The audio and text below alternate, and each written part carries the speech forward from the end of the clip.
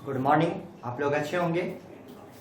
ठीक है, तो आज हम लोग देखने वाले हैं एक बहुत ही इम्पॉर्टेंट टॉपिक जो एग्जामिनेशन में हमेशा क्वेश्चन पूछे जाते हैं, जिसका नाम है प्रोडक्शन पॉसिबिलिटी कर्व, जो कि हमारे इकोनॉमिक्स, जैसा कि पिछले क्लास में हमने बताया भी था कि हमारे इकोनॉमिक्स दो पार्ट में जो माइक्रो एंड मैक्रो डिवाइड हुए हैं, जैसे सीबीएसई ने माइक्रो इकोनॉमिक्स को क्लास 11 के सिलेबस में डाल दिया है और स्टेट बोर्ड ने माइक्रो को क्लास 12 में जैसे था वैसे ही छोड़ दिया गया है। तो क्लास 11 के बच्चे हों या क्लास 12 के बच्चे हों, कॉमन टॉपिक है दोनों के लिए। तो आज हम लोग देखने वाले हैं प्रोडक्शन पॉसिबिलिटी कर्व, जो कि बहुत ईजी लेकिन बहुत इंपॉर्टेंट टॉपिक है। और जो बच्चे फर्स्ट टाइम हमारे वीडियोस को देख रहे हैं, तो वो हमारे 2 क्लासेस अभी तक हमने लगा चुके हैं इकोनॉमिक्स के, माइक्रो इकोनॉमिक्स से रिलेटेड, तो आप उनको भी जाकर देख सकते हैं।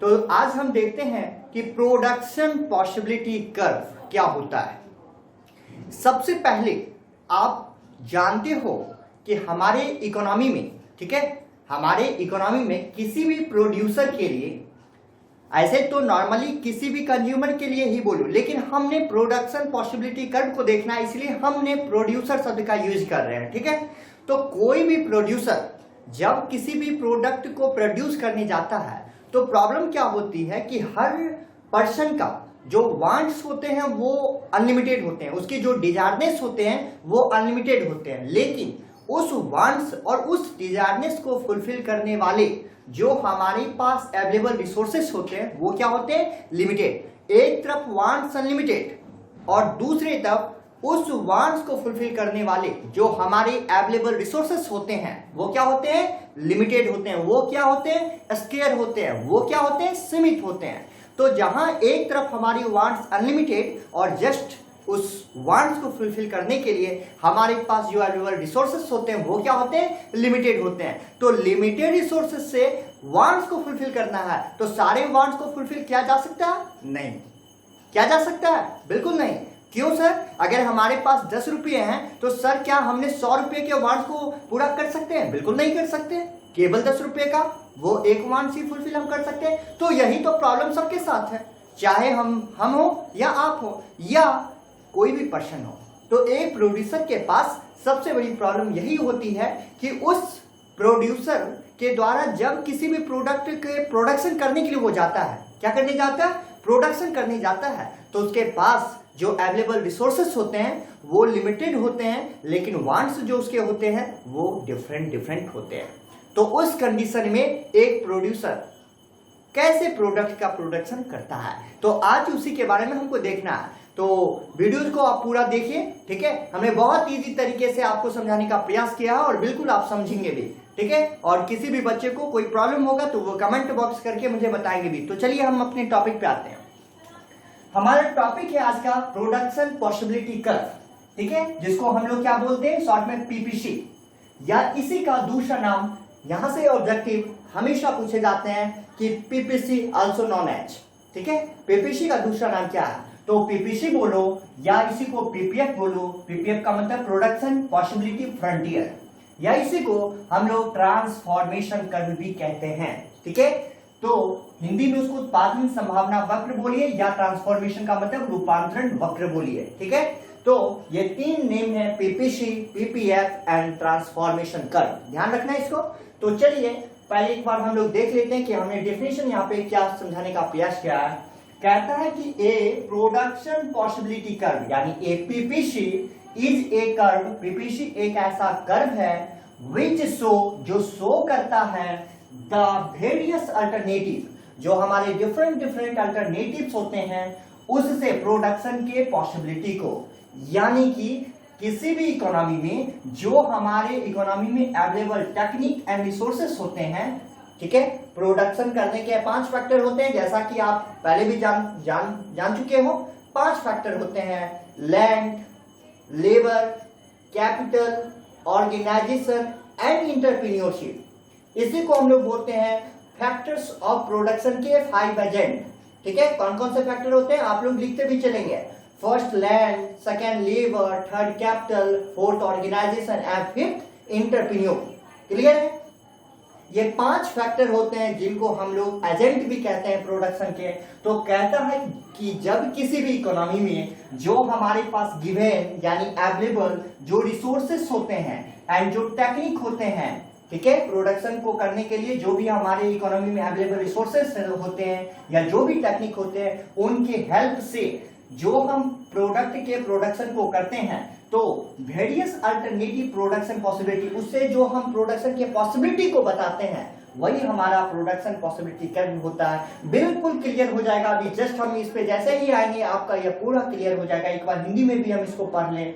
उत्पादन संभावना वक्र वह वक्र है जो दो वस्तुओं या दो सेवाओं के उन सभी संयोगों को यानी कॉम्बिनेशन को प्रकट करती है जिनका अधिकतम उत्पादन एक अर्थव्यवस्था में दिए हुए साधनों एवं तकनीकों के द्वारा संभव हो। किसी भी इकोनॉमी में आप क्या चाहते हो? आप यही ना चाहते हो कि जो आपके पास available resources and available technology है उनकी हेल्प से आप मैक्सिमम यूटिलाइजेशन करके मैक्सिमम किसी प्रोडक्ट का प्रोडक्शन कर सको।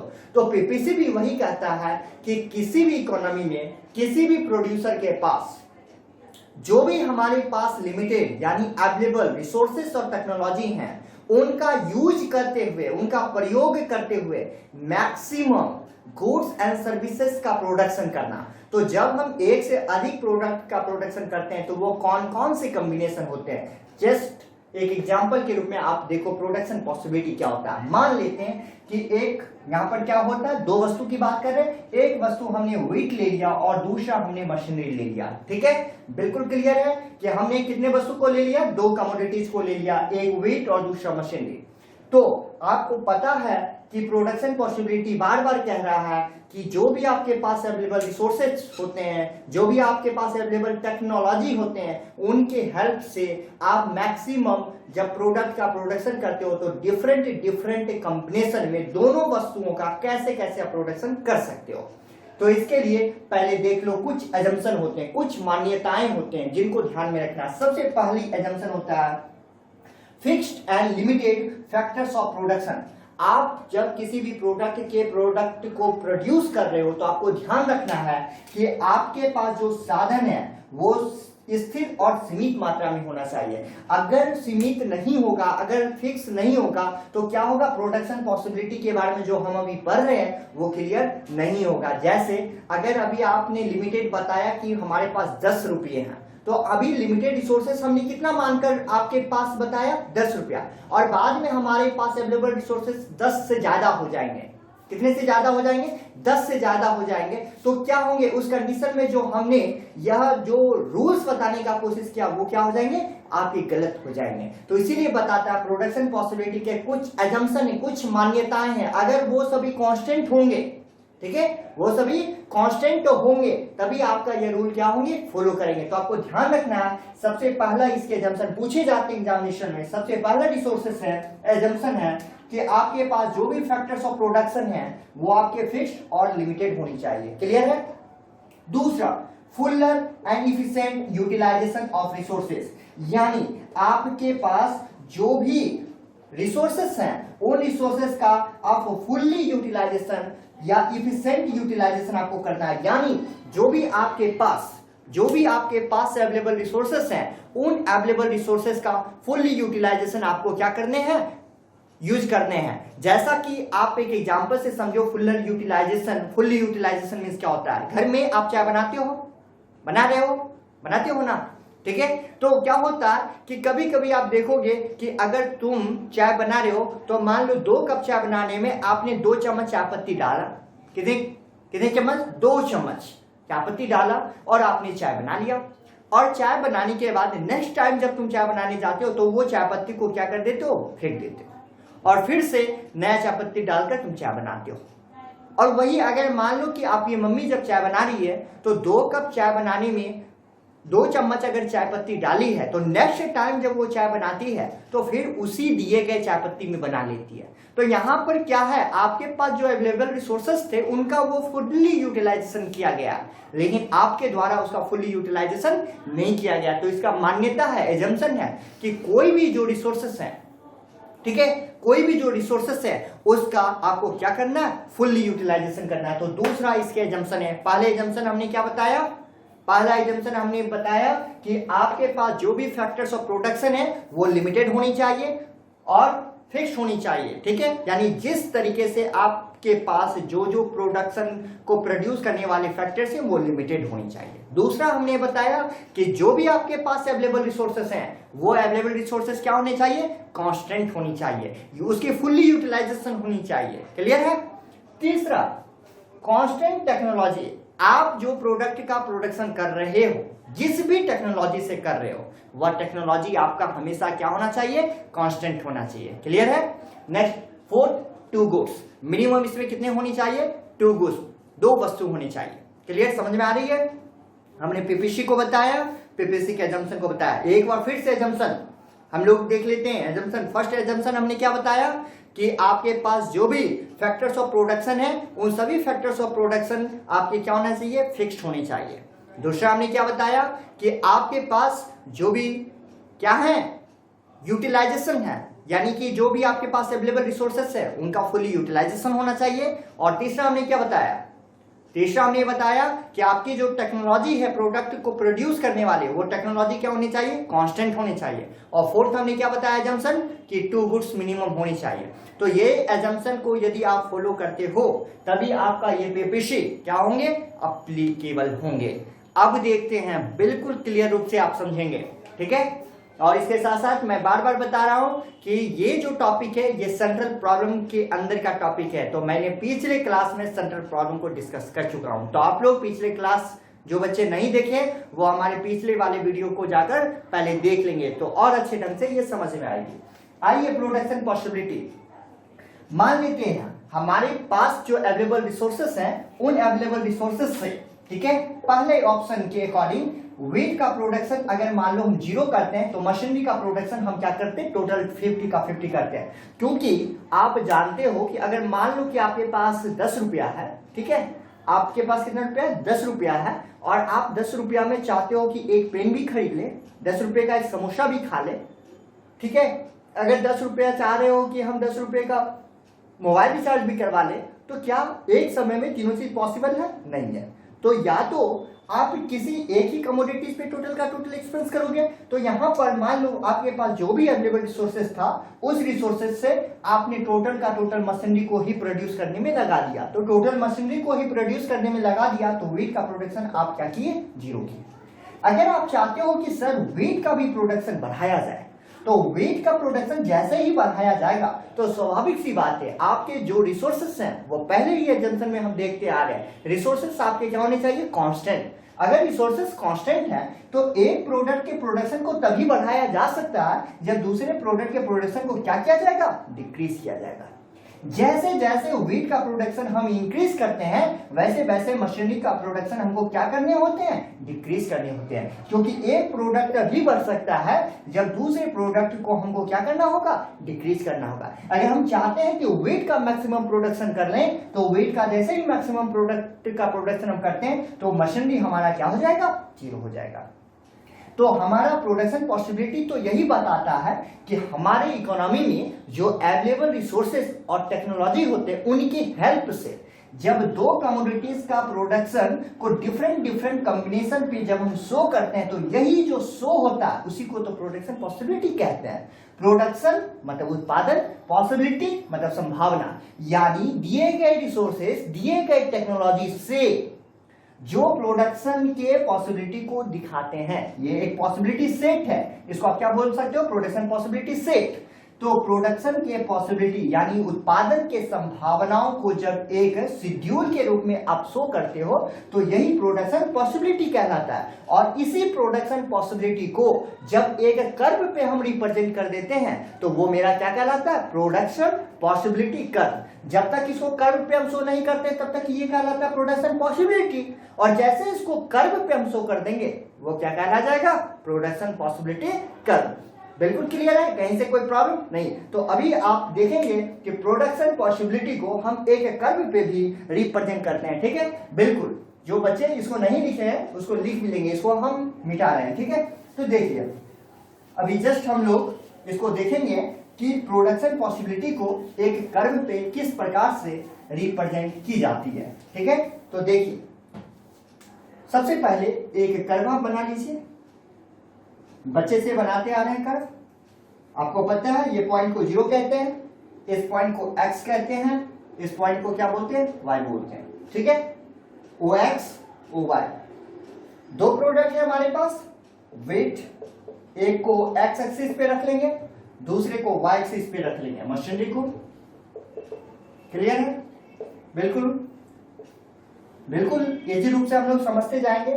चलिए वेट को हम लोग देख लेते हैं, 0 ये हो गया, 1 2 3 एंड 4। क्लियर, मशीनरी को ले लीजिए, 0 तो ये हो गया 20। हम बस उसी को यहां रिप्रेजेंट कर रहे हैं जो हमारे पॉसिबिलिटी में हमने लिखा है, अदरवाइज आप तो कर्व बनाना जान ही रहे हैं। चलिए 35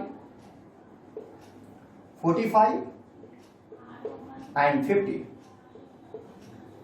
हम बस उसी को ले रहे हैं जिसको हमने कर्व में दिखाया, पॉसिबिलिटी में दिखाया है। ठीक है, तो आप इस डिफरेंस को समझ सकते हैं। चलिए अब देखिए इसको हम बताते हैं। पहला ऑप्शन है कि अगर प्रोड्यूसर व्हीट का प्रोडक्शन 0 करता है तो मशीनरी का वो 50 कर सकता है। दूसरा ऑप्शन है कि अगर व्हीट का एक प्रोडक्ट का प्रोडक्शन करता है तो मशीनरी 45 कर सकता है। इस चीजों को हम यहाँ पे कर्व पे बता रहे हैं। पहला ऑप्शन है कि व्हीट का प्रोडक्शन अगर 0 किया जाता है तो मशीनरी 50 होता है, 50 होता है, तो ये तो इसी कर्व पे, इसी पॉइंट पे रह गया, इसको तो कुछ करना नहीं। दूसरा, अगर बी पॉइंट पे कहता है व्हीट का प्रोडक्शन अगर 1 का करते हैं, व्हीट का प्रोडक्शन यदि 1 का करते हैं तो हमारा ये कितना हो जाएगा 35। चलिए 35 होगा, 35 होगा नहीं 45 होगा। आइए 45 इसको मिला लीजिए, मिला लिए। दूसरा ऑप्शन सी ऑप्शन है कि अगर व्हीट का प्रोडक्शन 2 का करते हैं तो वो मेरा कितना हो जाएगा 35। आइए इसको 35 कर दीजिए, हो गया। नेक्स्ट हमारा है कि अगर डी ऑप्शन कहता है अगर इसका 3 का प्रोडक्शन करते हैं तो वो मेरा कितना हो जाएगा 20 हो जाएगा। आइए इसको 20 कर दीजिए, हो गया। अब ई ऑप्शन इसको कहता है कि अगर 4 का अगर प्रोडक्शन करते हैं तो मशीन मेरा कितना हो जाएगा 0। अगर ये 4 करते हैं तो ये 0 हो जाएगा, तो ये तो इसी कर्व पे रह जाएगा। ठीक है, ठीक है, तो यहाँ पे अगर व्हीट का प्रोडक्शन अगर 4 का करते हैं तो हमारा मशीन कितना हो जाएगा 0, तो ये हमारा ओ एक्सिस पे ही रह जाएगा। तो अब यहां से आपको ये क्लियर हो गया होगा। तो आपको कर्व बनाने वक्त ध्यान में ये रखना है कि जिस प्रकार से मैंने ओ एक्सिस पर क्या कर रहा है, इक्वल डिस्टेंस को रख रहे हैं, उसी प्रकार ओ वाई एक्सिस पर भी ये हमारा इक्वल डिस्टेंस ही चल रहा है। जैसे मान लो कि 0 और 20 लिखे तो मान लो यहाँ 10 होगा, ये 20 35 है तो ये मान लो यहाँ 30 है तो 35 लिए, यहाँ मान लो 40 है तो 45 को लिए। ठीक है, यहाँ 50 है, तो ये जो डिस्टेंस है ये क्या आपको लेना है, बिल्कुल इक्वल लेना है, आपको स्केल का यूज करना है। ठीक है, जिससे देखने में इफेक्टिव लगे, थोड़ा अट्रैक्टिव लगे। ठीक है, तो यहाँ पर मैं बस उसी पॉइंट को डिनोट कर रहा हूँ जिसको कि मैंने प्रोडक्शन पॉसिबिलिटी के अंतर्गत लिया हूँ। क्लियर है, तो अब देखिए ये आपका बन गया कर्व। अब इसको आप मिला दीजिए, मिला दिए, आप इसका नाम लिख दीजिए एबीसी। क्लियर है, यहाँ तो कोई प्रॉब्लम। तो देखो यही हमारा हुआ प्रोडक्शन पॉसिबिलिटी, और इसी प्रोडक्शन पॉसिबिलिटी को एक कर्व पे रिप्रेजेंट कर दिए तो ये मेरा क्या कहला गया, प्रोडक्शन पॉसिबिलिटी कर्व। क्लियर है, कोई प्रॉब्लम यहाँ पर नहीं। चलिए अब हम लोग देखते हैं इसके फीचर्स को। क्लियर है, चलिए इसको आप लोग लिख लेंगे, हम फीचर्स बताते हैं आपको।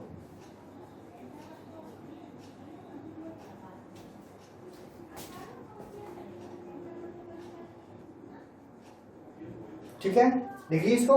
तो चलिए, तो यहां पर हम लोग प्रोडक्शन पॉसिबिलिटी क्या होता है, प्रोडक्शन पॉसिबिलिटी कर्व, इसको बिल्कुल क्लियर रूप से आप समझ गए होंगे।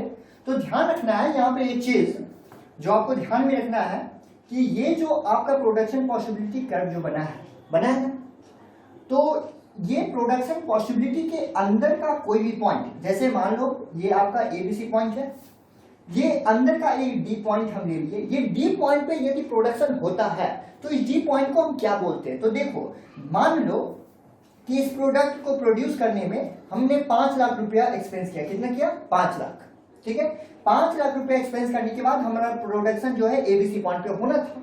लेकिन जब 5 लाख प्रोडक्ट का प्रोडक्शन करने के बाद अगर मान लो प्रोडक्शन डी पॉइंट इतना ही कर पाते तो ये हमारा कौन सा पॉइंट कहलाता, ये हमारा कहलाता इनएफिशिएंट यूटिलाइजेशन ऑफ रिसोर्सेज। यानी ये वैसा पॉइंट था जिस पॉइंट पर हमने अपने अवेलेबल रिसोर्सेज का फुल्ली यूटिलाइजेशन नहीं कर सका, इसीलिए यहां क्या लिख दिए, इनएफिशिएंट यूटिलाइजेशन, यानी फुल्ली यूटिलाइजेशन नहीं हुआ, इनएफिशिएंट हुआ। क्लियर है। दूसरा, अगर एबीसी पॉइंट, जितना 5 लाख रुपए एक्सपेंस किए हैं प्रोडक्ट के प्रोडक्शन करने के और 5 लाख का प्रोडक्ट का प्रोडक्शन अगर हो गया, तो इन सभी पॉइंट को हम क्या बोलते हैं, इसको हम बोलते हैं इफिशिएंट यूटिलाइजेशन। यानी जितना यूटिलाइजेशन होना चाहिए था उतना यूटिलाइजेशन हुआ है और उतना प्रोडक्ट का प्रोडक्शन प्रोड्यूसर के द्वारा कर ली गई है। क्लियर है। लेकिन अगर इस कर्व के बाहर, इस कर्व के बाहर का कोई पॉइंट ले ले, जैसे एबीसी पॉइंट पर प्रोडक्ट का प्रोडक्शन हुआ, अगर हम ई पॉइंट एक ले लेते बाहर का पॉइंट, तो ई पॉइंट क्या है, ये ई पॉइंट है अनएंटेनेबल ऑप्शन ऑफ यूटिलाइजेशन। यानी हम उस पॉइंट पे प्रोडक्शन के बारे में सोच रहे हैं जहां की बियॉन्ड द कैपेसिटी, जहां की उतना कैपेसिटी हमारी नहीं है। जैसे अगर हम 5 लाख प्रोडक्ट के प्रोडक्शन पे एक्सपेंस किया और हम चाहते हैं कितना रुपया, कितना, मान लो हम 10 लाख के बराबर चाहते हैं, ठीक है, हम एक्सपेंस कर रहे हैं 5 लाख, 5 लाख के अकॉर्डिंग मेरा हुआ है, लेकिन हमारा जो सोच है, हमारी जो वांट है प्रोडक्शन का, वो कितने का है, 10 लाख का। तो क्या वो हमारे बेड का कैपेसिटी, वो हमारे कैपेसिटी से बाहर का है, तो उसको हम बोलते हैं अनएंटेनेबल ऑप्शन ऑफ यूटिलाइजेशन। तो अंदर है तो क्या बोलते हैं, इनएफिशिएंट यूटिलाइजेशन, पॉइंट पर है तो इसको क्या बोलते हैं, इफिशिएंट यूटिलाइजेशन, और बाहर है तो unattainable option of utilization, beyond the capacity. Clear है, समझ में आ गया होगा। चलिए अब यहां पर समझना है बहुत ही इंपॉर्टेंट टॉपिक, यहां से हमेशा क्वेश्चन पूछे जाते हैं। पीपीसी के 2 फीचर्स होते हैं, या उसी को कैरेक्टरिस्टिक्स हम बोलते हैं, हिंदी में विशेषता बोलते हैं। तो यहां से आपके एग्जामिनेशन में क्वेश्चन गारंटेड है कि पूछने हैं।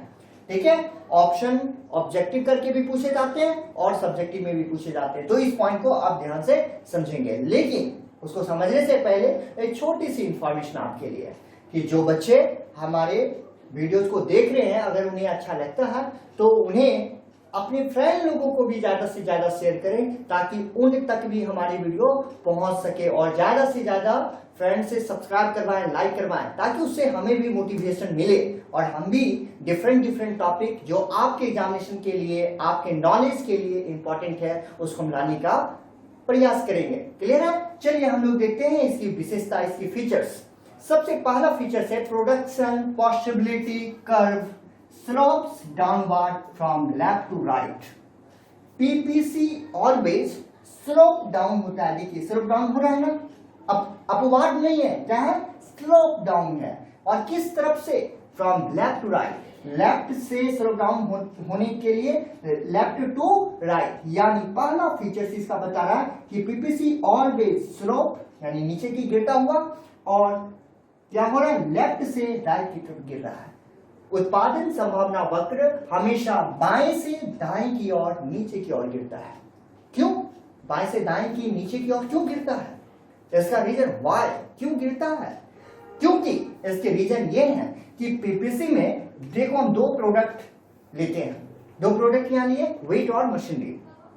हम देखते हैं कि एक प्रोडक्ट के प्रोडक्शन को जैसे ही हम इंक्रीज करते हैं, दूसरे प्रोडक्ट का प्रोडक्शन वैसे वैसे क्या हो जाता है, डिक्रीज हो जाता है। यानी कोई भी ऐसे सिचुएशन नहीं आती है जिस सिचुएशन पे हम दोनों ही प्रोडक्ट के प्रोडक्शन को इंक्रीज कर सके। नहीं, क्यों नहीं होता है, क्योंकि हमारे जो अवेलेबल रिसोर्सेस होते हैं वो कांस्टेंट होते हैं, वो फिक्स होते हैं। तो हमारे जो अवेलेबल रिसोर्सेस कांस्टेंट होते हैं, उस कंडीशन में कोई भी ऐसा कॉम्बिनेशन, कोई भी ऐसी ऑप्शन नहीं आती है जिस ऑप्शन पे दोनों प्रोडक्ट को हम एक साथ क्या कर सके, इंक्रीज कर सके। एक को जैसे ही इंक्रीज करते हैं तो दूसरा डिक्रीज कर जाता है, और दूसरे को जैसे इंक्रीज करते हैं तो पहला डिक्रीज कर जाता है। क्लियर है। तो दोनों प्रोडक्ट के प्रोडक्शन को एक साथ हम बढ़ा नहीं सकते हैं। इसी रीजन की वजह से PPC always slope downward from left to right. Clear. ये एग्जामिनेशन में पूछे जाते हैं और बच्चे परेशान हो जाते हैं, जबकि ये बहुत इजी है। अगर आप कंसेप्ट को क्लियर रखते हैं तो एग्जामिनेशन में क्वेश्चन बिल्कुल इजी वे से आप दे सकते हो। यहाँ पे ऑप्शन भी पूछे जाते हैं। पीपीसी ऑलवेज स्लोप डाउन लिख देगा क्या, from left to right. Option दे देंगे, first left to right, second दे देंगे राइट टू लेफ्ट। क्लियर है। तो सीधी सी बातें आपको ध्यान रखना कि पीपीसी ऑलवेज डाउनवर्ड होता है, किस तरफ, लेफ्ट टू राइट की ओर। क्लियर है? बहुत सारे ऐसे ऐसे चीजों को अभी देखना है जो बहुत इजी तरीके से आप उन लोगों को समझना है। ठीक है, केवल आप वीडियो को कंटिन्यू देखते रहना। चलिए दूसरे फीचर्स को हम लोग देखते हैं। दूसरा फीचर्स हमारा है PPC always, PPC is concave. आप क्लास 10 में कॉनकेव कॉन्वेक्स पढ़े भी होंगे। यहाँ पे हम लोग कॉनकेव से पहला भी देखेंगे और आगे वाले चैप्टर में कॉन्वेक्स के बारे में भी देखने वाले हैं। PPC is concave to origin, कहता है कि उत्पादन संभावना वक्र, प्रोडक्शन पॉसिबिलिटी कर्व हमेशा मूल बिंदु की ओर नतोदर होता है, यानी कॉनकेव होता है। देखिए ये मूल बिंदु है, ये क्या है, मूल बिंदु। तो पीपीसी जब भी गिरता है वो अपने कॉनकेव शेप में, आपको पता है ना, कॉनकेव और कॉन्वेक्स पता है ना। इस शेप को हम लोग क्या बोलते हैं, कॉनकेव, और इस शेप को हम लोग क्या बोलते हैं, कॉन्वेक्स। तो आगे वाले चैप्टर में हम लोगों को पढ़ना एक टॉपिक है इंडिफरेंस कर्व, आईसी, वो शेप होता है। और यहाँ पर हमको पीपीसी पढ़ना है। पीपीसी क्या होता है, ऑलवेज कॉनकेव शेप। देखिए ये कैसा शेप है, कॉनकेव शेप है। ठीक है, क्लियर है? तो पीपीसी ऑलवेज कॉनकेव शेप में किस तरफ जाता है, वो अपने मूल बिंदु, देखिए ओ एक्स एक्सिस को हम लोग बोलते हैं मूल बिंदु, उसको हम कहते हैं ओरिजिन। वो हमेशा किस पॉइंट की तरफ जाता है, ओरिजिन के पॉइंट पे जाता है। व्हाई, क्यों? अब यहां से क्यों का रीजन बहुत इजी है, क्योंकि हम देखते हैं कि जैसे ही एक प्रोडक्ट के प्रोडक्शन, दो प्रोडक्ट है, एक वेट और दूसरा मशीनरी, तो एक प्रोडक्ट के प्रोडक्शन को जैसे ही हम बढ़ाते हैं तो दूसरा प्रोडक्ट तो घटता है। अबे सर आप क्या बता रहे हैं, यही रीजन तो आपने पहले वाले में भी बताया था। बिल्कुल, उस रीजन को हम नहीं बता रहे, हम उसी रीजन से जुड़े हुए एक इजी सी बातों को बता रहे हैं। इसको समझो, एक प्रोडक्ट के प्रोडक्शन को जैसे ही आप बढ़ाते हो तो दूसरे प्रोडक्ट का प्रोडक्शन आपको डिक्रीज करना पड़ता। फिर से सर आपने वही बताया, नहीं आगे भी सुनो। जैसे एक प्रोडक्ट के प्रोडक्शन को आप जैसे जैसे क्या कर रहे हो, बढ़ा रहे हो, तो दूसरे प्रोडक्ट के प्रोडक्शन घट तो रहे हैं, लेकिन बढ़ने के रेशियो बहुत स्लो है, जबकि घटने के रेशियो बहुत ज्यादा है। किसकी तुलना में, इंक्रीजिंग रेशियो की तुलना में। देखिए व्हीट का प्रोडक्शन 0 से 1 होता है, कितना यूनिट बढ़ रहा, 1 यूनिट, जबकि मशीनरी आपका 50 से क्या हो गया, 45, कितना से डिक्रीज कर गया, 5 से। 45 से लेकर 35 की तरफ जब हम आए तो कितना से डिक्रीज कर गया, 10 से। सर ये तो डिक्रीज 10 से कर गया, और यहाँ इंक्रीज कितने से किया, 1 से। आप जैसे जैसे एक कमोडिटीज को बढ़ाते जाते हो, इंक्रीज करते जाते हो, दूसरे कमोडिटीज का प्रोडक्शन वैसे डिक्रीज ही केवल नहीं कर रहा, डिक्रीजिंग करने के साथ साथ सामने वाला जो इंक्रीज कर रहा है, तो इंक्रीजिंग रेशियो बहुत स्लो है, और ये जो डिक्रीज कर रहा है इसका रेशियो ज्यादा। इसी को हम लोग क्या बोलते हैं पता है, MRTB बोलते हैं, मार्जिनल रेट ऑफ ट्रांसफॉर्मेशन भी कहते हैं, जिसके बारे में हम आगे देखेंगे। तो देखिए, तो दूसरा रीजन हमारा क्या निकल गया कि production possibility always concave to its origin इसीलिए होता है क्योंकि इसमें एक प्रोडक्शन यानी इसका जो इंक्रीजिंग रेट होता है वो बहुत स्लो होता है, जबकि इसका डिक्रीजिंग रेट क्या होता है, बहुत स्पीड होता है। इसी रीजन की वजह से पीपीसी ऑलवेज क्या होते हैं, कॉनकेव टू इट्स ओरिजिन होते हैं। यहां से भी एक मल्टीपल चॉइस क्वेश्चन बनते हैं कि PPC always dash to its origin, concave, convex, इस प्रकार से आपको ऑप्शन बन जाएंगे। तो आपको याद रखना है किस शेप में होते हैं, कॉनकेव शेप में होते हैं। तो यहां तक कोई प्रॉब्लम आपको बिल्कुल क्लियर है, समझ में आ रही है? तो चलिए नेक्स्ट पॉइंट हम लोग देखते हैं। चलिए, तो आज की क्लास में हम इतना ही रहने देते हैं क्योंकि वीडियो लंबा हो जाएगा। तो नेक्स्ट जो हमारा टॉपिक होगा वो नेक्स्ट वीडियोज में हम करेंगे। तो आज आप लोग इसको देखिए और हमारी छोटी सी इंफॉर्मेशन जो आपको दी गई है उसे याद रखें, वीडियो को बार बार देखिए। समझने में कोई भी प्रॉब्लम हो तो आप कमेंट बॉक्स के द्वारा मुझे बताएं, और ज्यादा से ज्यादा अपने फ्रेंड लोगों के बीच इसको क्या करें, शेयर करें, उनसे सब्सक्राइब करवाएं, ताकि हमारे जैसे जैसे लाइक, हमारे सब्सक्राइबर बढ़ेंगे, वैसे मैं भी मोटिवेट होऊंगा और डिफरेंट टॉपिक आपके बीच लाने का कोशिश करेंगे। अगर चाहते हो हमारे साथ लाइव क्लास भी, तो हमारे सब्सक्राइबर को और भी बढ़ाओ, तो मैं आपके साथ फेस टू फेस क्लास भी ले सकूंगा। Okay, bye.